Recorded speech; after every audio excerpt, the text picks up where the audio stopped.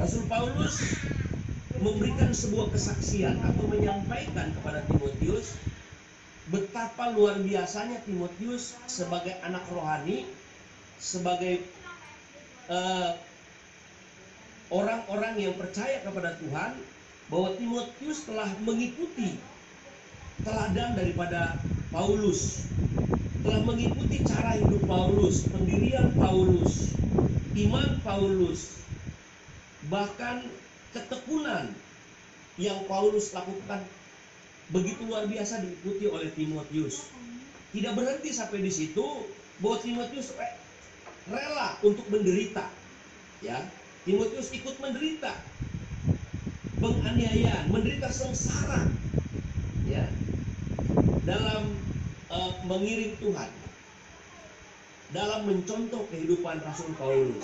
Bapak Ibu, kita lihat bahwa Rasul Paulus sungguh memahami tentang latar belakang dan keberadaan daripada Timotius.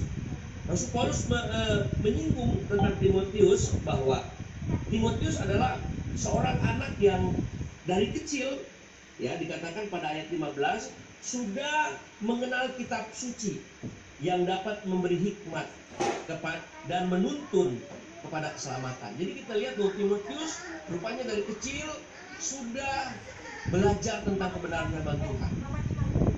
Timotius mempunyai orang tua yang sangat luar biasa. Neneknya Louis, ibunya Eunike itu memiliki iman yang luar biasa yang diwariskan kepada Timotius. Itu bisa kita baca di dalam 2 Timotius 1 ayat yang kelima. Dikatakan bahwa, saya bacakan buat kita sekalian, 2 Timotius 1 ayat yang kelima. Sebab aku teringat akan imanmu yang tulus ikhlas, yaitu iman yang pertama-tama hidup di dalam nenekmu Lois dan di dalam ibumu Eunike, dan yang aku yakin hidup juga di dalam dirimu. Jadi lihat bahwa Timotius memiliki model orang tua yang begitu luar biasa, yang memberikan pendidikan iman dalam kehidupannya, sehingga Timotius dapat mencontoh kehidupan iman daripada neneknya, iman daripada ibunya. Kita tahu bersama, Alkitab katakan bahwa Timotius mempunyai ayah yang bukan orang Yahudi, tetapi orang dari Yunani, ya saudara yang kasih. Tapi kita lihat bahwa Timotius tetap ada di dalam kehidupan rohani yang baik. Ya, Timotius memiliki kehidupan rohani yang tertata. Timotius memiliki kehidupan rohani yang sungguh luar biasa, sehingga imannya sebagai seorang anak muda, ya, memiliki iman yang cukup diperhitungkan ketika itu. Bapak Ibu, saudaraku yang kekasih di dalam Tuhan, memang tradisi daripada orang-orang Yahudi, ya, tradisi daripada orang-orang Yahudi, mereka senantiasa mau mendidik anak-anak mereka itu mulai dari usia di bawah 5 tahun. Anak-anak mereka sudah diberi pelajaran dasar tentang kebenaran firman Tuhan, yaitu membaca Taurat, ya. Di sana ada namanya kelas-kelas namanya Beth Sefer, ya. Beth Sefer itu kelas-kelas untuk merenungkan kebenaran firman Tuhan, ya. Beth Sefer ini namanya rumah kitab, ya. Jadi mulai dari umur 5 tahun ke bawah itu sampai 10, ya, mereka selalu dididik untuk membaca Alkitab, membaca Taurat Tuhan. Dan tidak berhenti sampai situ, ada kelas sendiri dari usia 10 tahun, ya, mulai diberi pengajaran, ya, yang namanya ini Mishnah, ya. Ini adalah bahan yang perlu dihafal, ya, kebenaran firman Tuhan yang perlu dihafal. Ini namanya kelasnya, namanya kelas Bet Midras, namanya rumah pengajaran. Jadi mulai dari umur 10, ya, ke atas terus diberikan pengajaran. Nah, tiba pada saat usia 12 sampai 13 tahun, anak-anak ini sudah menaati sepenuhnya peraturan ya hukum Yahudi yang namanya miswah ini. Nah, pada tahap ini anak laki-laki telah dianggap sebagai anak-anak hukum Taurat, artinya anak-anak yang sudah memahami hukum Taurat. Jadi itu adalah tradisi orang Yahudi seperti itu. Jadi mereka sudah mendidik anak mereka mulai dari umur 5 sampai ke 13 tahun ya terus ke atas ya untuk dekat dengan kebenaran firman Tuhan. Jadi pada saat itu orang tua wajib mengirimkan anak-anaknya ya untuk di bawah usia 5 tahun ini dididik di namanya tempatnya di sinagoge ya, dibimbing untuk apa? Untuk aktif berpikir dan bertanya ya tentang kebenaran firman Tuhan ini ya. Sedangkan guru-guru mereka hanya memfasilitasi saja dan selalu siap untuk menjawab pertanyaan-pertanyaan anak-anak didiknya. Nah, dalam budaya orang Yahudi, pendidikan itu menjadi bagian yang paling utama ya, yang paling utama dan penting. Semua bidang budaya ya diarahkan untuk apa? Menjadi tempat mendidik generasi muda ya, yang kala itu akan memberikan apa? Pengaruh yang besar. Nah, saudaraku yang kasih, yang perlu kita ketahui bahwa objek utama dari pendidikan itu yaitu mempelajari hukum Taurat. Ini sangat luar biasa. Nah, kenapa saya membawa sampai ke sana? Supaya kita bisa memahami ya tentang kebenaran firman Tuhan ini, bahwa Timotius dari kecil sudah mengikuti pengajaran kebenaran firman Tuhan, sehingga ketika dia besar dia sudah menjadi orang yang kuat secara rohani. Dia menjadi orang yang kuat secara pengajaran firman Tuhan, orang yang kuat secara iman ya. Nah, ini luar biasa. Nah, tema saya tadi ya dikatakan hidup bersandar pada Tuhan dengan berpegang pada kebenaran firman Tuhan. Jadi Bapak Ibu Saudaraku, kita tidak mungkin bisa bersandar tanpa kita memahami sesuatu ya. Kita tidak bisa bersandar kepada sesuatu tanpa kita ketahui lebih dahulu. Kita tidak mungkin sembarangan untuk bersandar ya. Kalau kita sembarangan bersandar kepada sesuatu, kita nggak ngerti itu kuat atau tidak.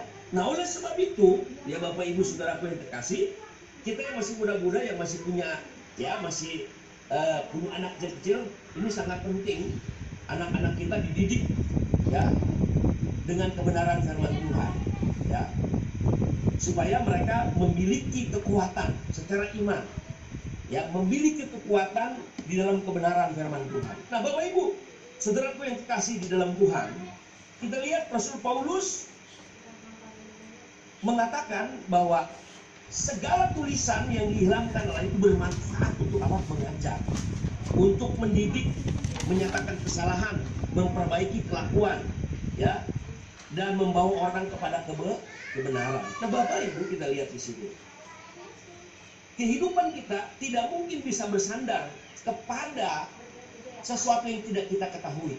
Nah, oleh sebab itu kita bisa bersandar kepada sesuatu yang kita pahami ya, kita berpegang kepada sesuatu yang kita pahami. Yang sekarang ini yang kita pahami siapa? Yesus. Mari kita bersandar kepada Dia. Kita bersandar kepada kebenaran, kita berpegang kepada kebenaran. Makanya Rasul Paulus bilang kepada Timotius di dalam ayat 14 tadi, tetapi hendaklah engkau tetap berpegang pada kebenaran yang telah engkau terima, kebenaran yang kau terima dan kau yakini. Jadi setiap kita harus bersandar kepada kebenaran yang sudah kita terima ya, dan kita yakini ya, kita bersandar kepada Tuhan. Karena firman Tuhan berkata begini di dalam Yohanes 8 ayat 31 dan 32, dikatakan bahwa kebenaran yang engkau terima itu akan memerdekakan engkau. Sebanyak apa kebenaran yang engkau terima ya, sebesar itu kemerdekaan yang Tuhan berikan ya. Saya baca buat kita sekalian di dalam Yohanes itu, dalam Yohanes 8 ya, di dalam Yohanes 8 ayat 31-32 ya, saya bacakan buat kita. Yohanes 8 ayat 31-32 berkata begini, maka kata Yesus kepada orang-orang Yahudi yang percaya kepadanya, jikalau kamu tetap dalam firman-Ku, kamu benar-benar adalah murid-Ku. 32, dan kamu akan mengetahui kebenaran. Perhatikan, dan kamu akan mengetahui kebenaran, dan kebenaran itu akan memerdekakan kamu. Jadi Bapak Ibu, seberapa banyak kebenaran yang kita terima, sebanyak itu kemerdekaan yang Tuhan berikan buat kita. Amin. Nah itu kita bisa bersandar kepada kebenaran yang kita ketahui, kebenaran yang kita terima dan kita yakini, kita bersandar ke sana. Kita semakin kuat, iman kita semakin kuat. Kalau kita nggak pernah baca Alkitab, kita tidak pernah tahu Alkitab, kita tidak pernah gereja, mana mungkin kita bisa punya iman? Karena iman itu timbul dari pendengaran akan firman. Jadi oleh sebab itu Bapak Ibu Saudaraku yang kekasih, ya kalau ada orang yang tidak pernah gereja, tidak pernah ikut ibadah online, dia berkata, oh saya punya iman. Iman dari mana? Ya, padahal dia tidak tahu kebenaran. Nah firman Tuhan jelas katakan, waktu kita mengerti kebenaran, maka kebenaran itu yang akan memerdekakan kita. Nah oleh sebab itu penting, kita harus paham firman Tuhan, kita harus mengerti firman Tuhan. Amin. Sehingga kebenaran itu yang akan menguasai hati dan pikiran kita. Dan dengan kebenaran itu dikatakan bahwa Paulus berkata kepada Timotius, kita akan diberikan hikmat.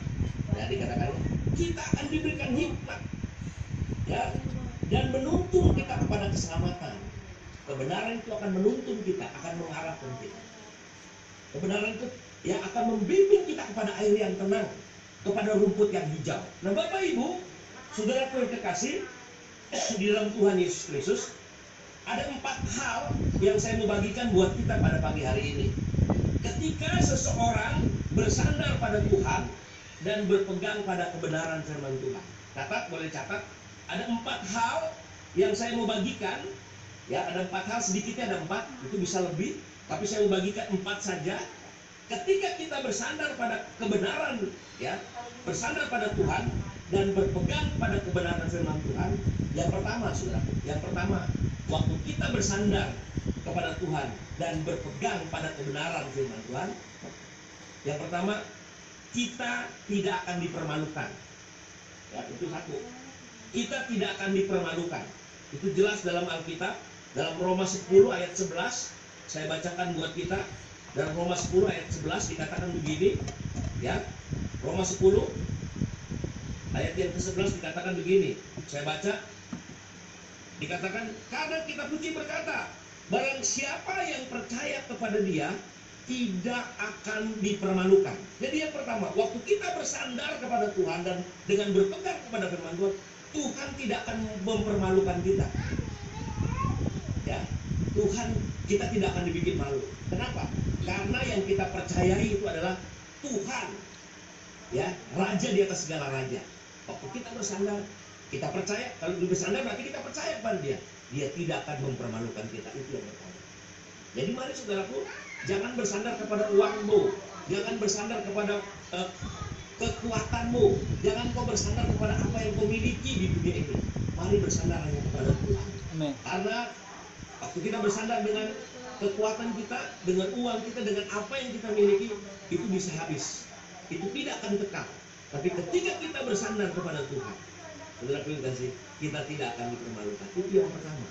Waktu kita bersandar kepada Tuhan. Nah, Bapak Ibu, yang kedua, ya, yang kedua, ya saudaraku, yang kedua, waktu kita bersandar kepada Tuhan dan berpegang kepada kebenaran firman Tuhan, Tuhan memberikan kekuatan yang baru, ya.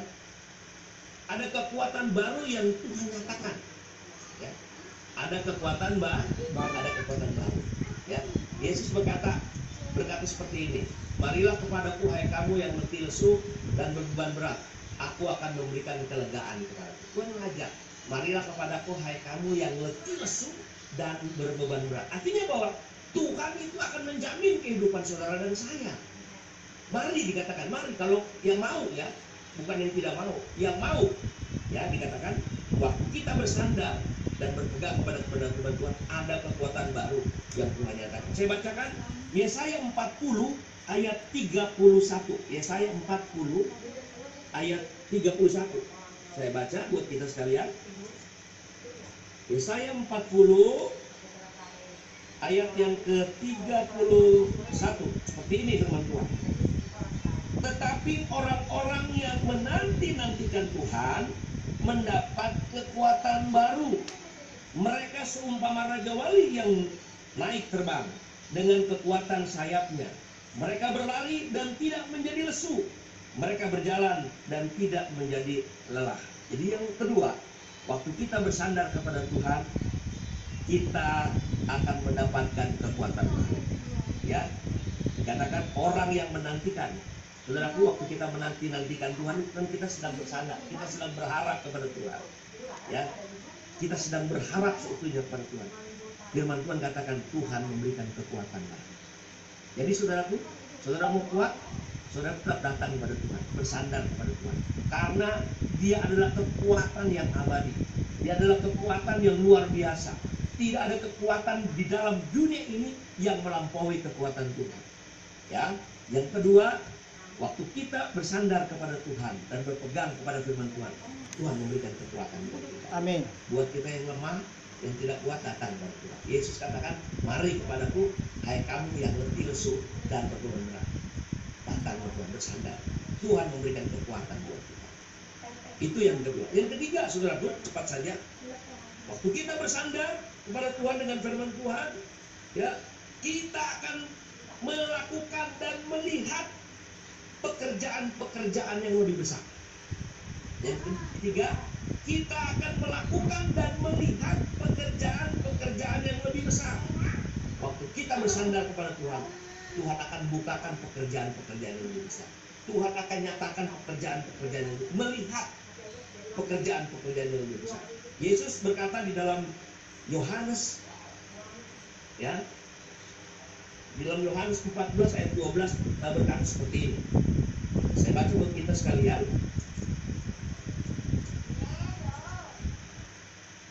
Yohanes 14 ayat 12. Aku berkata kepadamu, sesungguhnya barang siapa percaya kepadaku, ia akan melakukan juga pekerjaan-pekerjaan yang aku lakukan. Bahkan pekerjaan-pekerjaan yang lebih besar daripada itu. Barang siapa yang percaya. Waktu kita bersandar kepada Tuhan, berarti kita percaya kepada Tuhan. Waktu kita pegang kebenaran firman Tuhan, berarti kita percaya kepada firman Tuhan. Maka firman Tuhan katakan, kita akan melakukan pekerjaan-pekerjaan yang sudah Yesus lakukan, bahkan lebih besar. Firman Tuhan yang sangat luar Ini biasa. hal yang luar biasa. Ya, makanya Paulus katakan kepada Timotius, hendaklah kamu berpegang pada kebenaran firman Tuhan. Ya, Kita lanjutkan untuk mendengarkan firman Tuhan. Itu yang ketiga. Yang keempat, Bapak Ibu, ya, waktu kita bersandar kepada Tuhan dengan berpegang kepada firman Tuhan, kita menjadi orang-orang yang produktif. Ya, kita menjadi orang-orang produktif yang menghasilkan. Produktif. Jadi kalau kita nggak produktif, kita lihat kita sudah bersandar sama Tuhan apa enggak. Ya, waktu kita bersandar, kita akan menjadi orang-orang yang produktif. Saudara kasih. Saya bacakan untuk kita sekalian dalam Yeremia 17 ayat 7 dan ayat 8. Yeremia 17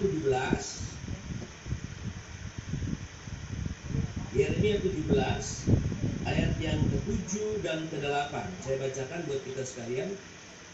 Diberkatilah orang yang mengandalkan Tuhan, yang menaruh harapannya pada Tuhan. Ayat 8.